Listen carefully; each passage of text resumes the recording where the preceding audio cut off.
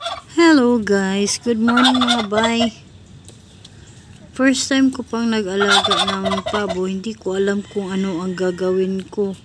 Kasi sobrang ingay nila, hindi ko alam bakit maingay sila. Yan.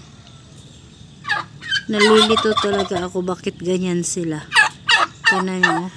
Paikot lang yan dyan, tapos ang iingay. Tapos may itlog pala sila dyan o dalawa. Kaso lang, nabasag yata. Hindi ko alam anong gagawin ko sa kanila.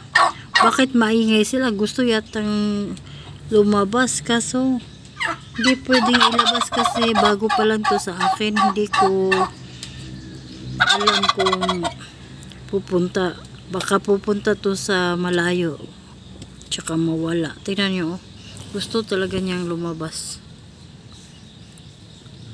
Anong gagawin ko dito? Tulungan niyo naman ako guys. Hindi ko talaga alam. Sayang yung itlog oh. Nabasag lang yung itlog.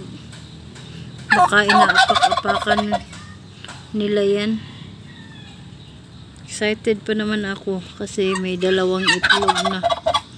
Sayang.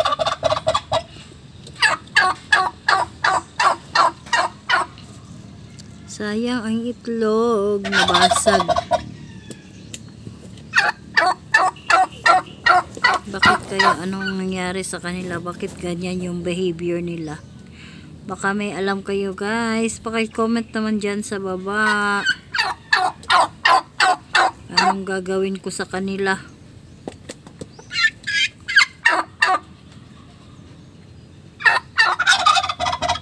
Need siguro na ilipat ko ng kulungan yung may mga marami silang makain. So hanggang dito lang guys. Thanks for watching. Baka may alam kayo, paki-comment naman dyan.